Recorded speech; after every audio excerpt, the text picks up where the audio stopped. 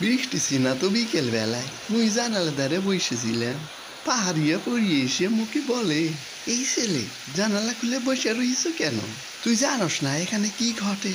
হ্যাঁ,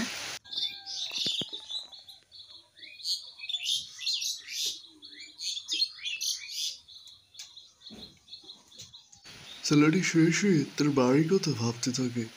হঠাৎ করে সে উঠে বসে। আমারই আজকে বাড়ির কথা খুব মনে পড়তেছে। বিশেষ করে আমার ছোট মেয়েটার কথা মনে পড়ছে। সারাদিন সে মৌমাছির মতো ব্যস্ত হয়ে থাকে। কি যে করছে মেয়েটি। আমি বাড়িতে নিয়ে যাব। আমি আম্মুকে রাখতে দেব। আমাকে সুন্দর করে কেটে দেবে। টিয়া কিছু বলো। টুকুস টুকুস, তুমি খুব সুন্দর মিষ্টি মেয়ে, কত সুন্দর। বাড়িতে নিয়ে যাও, তোমার মুখে দিও। টুকুস টুকুস, তোমার সাথে দেখা হয়ে একদমই ভালো লাগলো আমায়। এই যে ভালো লাগছে। ও টিয়া, তুমি তো সুন্দর করে একটু কথা বলো। টুকুস টুকুস, তোমার বাড়িতে যাওয়ার খুব ইচ্ছা করছে আমার, আমাকে নিয়ে যাবে? ও টিয়া, তোমাকে আমি বাড়িতে নিয়ে যাব।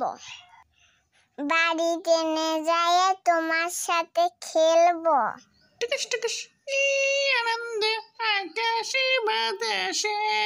মুই দেখি বসকে বলি, দেখি একটু ছুটি নিয়ে বাড়িতে যাব। মেয়েটার কথা মনে পড়ে, মেয়েটাকে দেখতে যাবো আর কি। এরপর মেয়েটির মা বলে, ওই পাহাড়ের পাদদেশে আম কুড়োতে গেছিলে না? তোমার একা একা সেখানে যাওয়া মোটেও ঠিক হয়নি, আর কখনো যাবে না, কেমন? আম্মু, আমি না একটা টিয়া দেখেছি। টিয়াটা আমার পেছন পেছন আসছে। এই যে দেখো, টিয়াটা এসেছে। আই রে আই টিয়া, নাই ভরা দিয়ে। ছোট্ট মেয়েটির মা বলে ওঠে, বাহ, অনেক সুন্দর টিয়া। ঠিক আছে, তাহলে এখন থেকে তুমি এই টিয়ার সাথেই খেলবে, কেমন? এ কি বৃষ্টি মনে হয় আজকে আর থামবো না। কি যে শুরু হইলো, পাহাড়িয়া বৃষ্টি, সহজে তো থামার কোনো উপায় নেই। কি আর করার, দেখি আজকে বৃষ্টি, দেখি কি হয়। কবিগুরুর কবিতাটা খুব বেশি মনে পড়ছে আজকে। জল পড়ে পাতা নড়ে, তোমার কথা মনে পড়ে।